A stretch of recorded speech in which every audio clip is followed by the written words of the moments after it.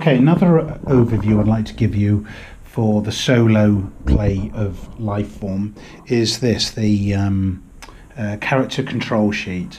Right, I talked about this briefly in the other video. We've already established what the fear track does. You're losing your nerve and you're trying not to coexist with a terror token as the game progresses. Also, you've got these three things. You possess all three of these. On the back of each of these are the worst kind of attack icons that you can get, fives, of three of the four types. They're randomized, so you don't know which trait's which. And these are placed on the control deck here, which looks like a 70s styled 80s cracked PDA, I guess. So we know what the fear track does. These traits, you're trying not to use them. You've got determination, extreme bravery, and professionalism. As you can see, they've got a deck designation beside them. So you can only use determination on B deck. You can only use extreme bravery on C deck, but you can use a professionalism on any deck. If you use one of them, you take the token, remembering you're trying not to use them because they're quite powerful in the final conflict of the game. But if you do use one, you take the token and you place it on the final conflict, the finale board. Now, to give you a quick look at this particular board, you've got two special actions that you can complete here. One is searching a locker, the other is activating the airlock, and then you've got this. You've got the main battle area and then four secondary ones. Now you place a trait token in one of the four main, the four secondary token zones, if you like, attack zones. Okay. We'll get back to that in a second. Back to this. Remembering you can't board the shuttle at the end without fulfilling the three things that you need to do. Unlocking the umbilicus is provided with options on the crisis cards. Well, in fact, all three of them are. But the corporate Xeno data that you can download, you can do that by using a download data icon on one of the crew cards. If we can find one, here we go. This in any one of the rooms that possess it, like here in the mining equipment room or in the observation blister. There's many places in which you can do that, but there's also plenty of options in the crisis cards that will allow you to complete that. There's also another way that doesn't require any of those options to be found in the crisis cards, and that's the docking clamps, the uncoupling the shuttlecraft umbilicus. That's over here on one of the expansion boards. The top line, this docking clamps. Again, there's options on some of the cards for slowly getting to the point where you can gain that objective token. But the other thing that you can do is once you've reached the shuttle bay here, assuming that you've got rid of this and nothing else untoward has happened, you can spend, for example, let's say we're on T-minus 12 minutes. So we've arrived with quite a bit of time at the end of the game, and we already have, let's get this and that, we already have the Xeno data we've downloaded, we've already rescued the cat, cool, but we haven't uncoupled the shuttle umbilicus.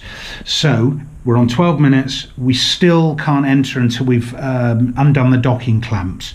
So what you can do is spend 3 minutes pressing switches, pulling up panels, manually pumping the pneumatic clamping mechanism, etc. That's 3 minutes for one movement on the docking clamp board, and you also move in that time, the alien automatically moves towards you one. It's not going to stand idle while you're doing this, obviously, and you can do that 3 times if necessary, but the chances are you'll have encountered a couple of other options in C deck to either undo the clamps or completely uncouple the umbilicus by other methods. It's unlikely, but it gives you a secondary, it gives you a backup, so that you could focus more primarily on the data and the cat on the first two decks, and then by the time you get there, knowing that if you've got some time spare because you've approached the shuttle bay swift running, you know, getting there as fast as you can, you've still got an option. So that's something that you can do. Anyway, back to, so you arrive there, let's say you do all those things and you have uncoupled the umbilicus, boom, then you've also, the other main thing, same as in the main game, you've got to load the shuttlecraft with emergency supplies. Now the minimum needed in the two-player, it's the same as the two-player game, I mean, in solo is this. Minimum there, you don't need that. I've put that there as the halon gas as an example to show that I've overachieved. One spacesuit because there's only you, the cat doesn't need a spacesuit.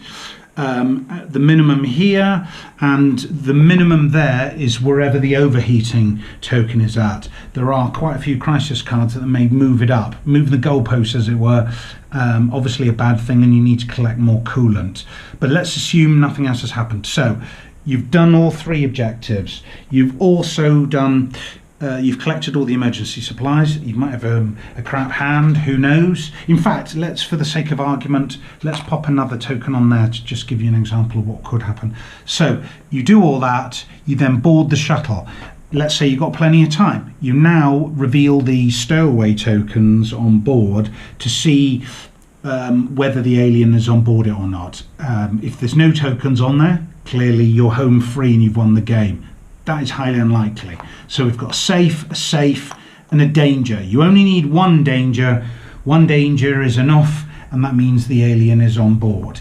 Now, assuming you aren't, this is the caveat after caveat, assuming you're not using this particular board, which is an expansion board, we're just playing the vanilla version of the solo game, you move and you're now fighting the alien. So what steps do you now take? Well, we've already established that one trait token, I'm assuming for this particular example, I've got the wrong token on that. We've kept these other two traits, so that's super cool.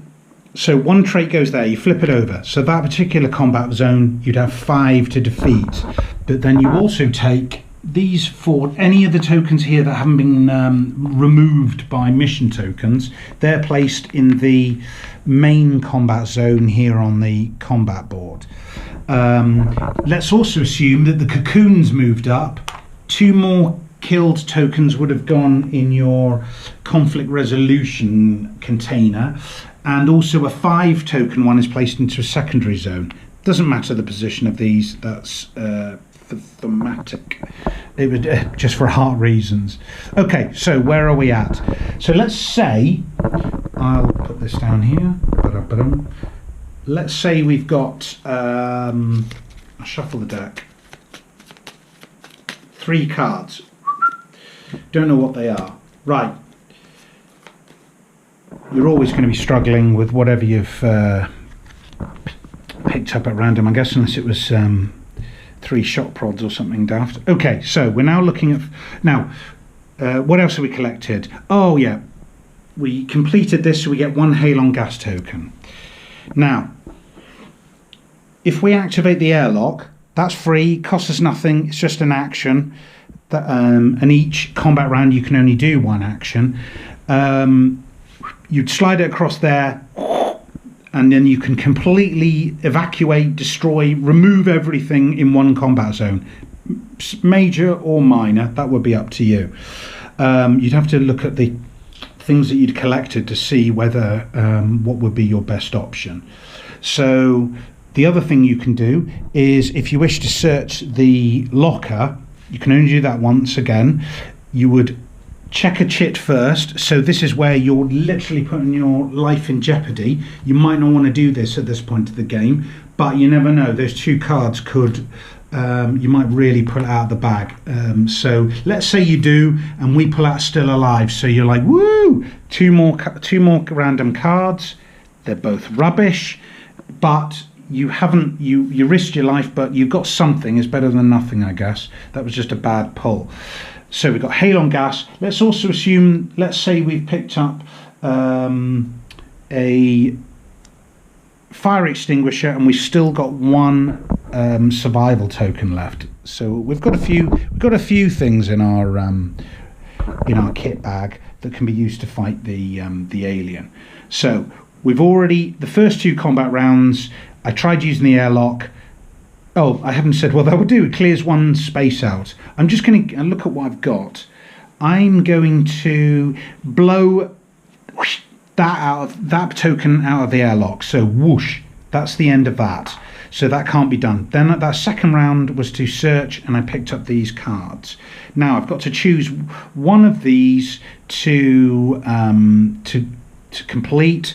In this case, actually, it looks like I'm going to do it.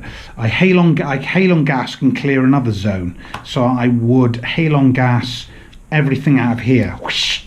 So I pulled a lever. Boom! The gas is poured out from the from a pumping station in the shuttlecraft. Now I'm just left with a 5 red to clear. Now if you look at my hand, even though it's shockingly bad, I've got 4 red, that's fine, and I can swap 2 off color icons because I need red for 1 red. So in this case, that would be one particular way. Boom. That would require every card I had, and that would get rid of that, and that was the alien dead. But there are other things that I could have done. There are other things I could have done at this point. The trait tokens, they're to be used to auto match on a 1-for-1 basis any one combat token of any value. So if you've got 5 red there and you still had extreme bravery left, you could discard that to get rid of that. So they're very useful. We've already mentioned before, survival tokens are good. They increase the likelihood of you surviving a search the locker action while the alien is scurrying about the shuttle. You'll get your 2 cards, but you've increased your chance of surviving that. Oh, one side note, there is a possibility one of the crisis cards can add a token to the airlock. If that's the case, then the airlock isn't a free action as such. You've got to resolve a conflict. So that's a bad thing that can occur. So we've covered that. Right, the other uses for a trait token, I don't think I covered that on the other video. On your turn, during your main turn, you can discard a trait. Obviously any deck with professionalism, but you've got to be on B deck for that one and C deck for that. You can ditch it to draw 4 cards from your crew deck. Pick one and then put the other 3 back on top of the bottom. That's probably one of the weaker uses of it, but you never know. If you pull out a card that you really need to see, like a flamethrower, that can really help you, especially towards the end of the game when a flamethrower would completely rinse because of the 4 icons on it, would clear the main combat zone. The trait token can also be used to remove a terror token from the chamber you've just moved into. So I think I forgot to mention that on the other video. Let's see, in ventral access, you move into the storage hold. Now, instead of adding that to your fear, you can ditch. In this case, you could ditch extreme bravery. Or professionalism, and that way you're by doing that you're not placing on the fear track. So that's another way in which they can be used. Oh, the other things that we've got here, fire extinguisher, that can be used to change all the fight icons in any one combat zone to the fight icon of your choice. So that's a good way of, let's say you've have got a hand of red and there's a blue, purple say, or the other way around. In any combination is good. You can expend the fire extinguisher to change that from purple to red, so that you could have just matched it without it being incredibly expensive. Oh, the other thing we might have forgot to do, you would have drawn one extra card because of the track on the improvised weaponry. So that was my bad, but that's another thing that you should, if you're following the steps in the rule book, you wouldn't have missed that. So that's just my brain.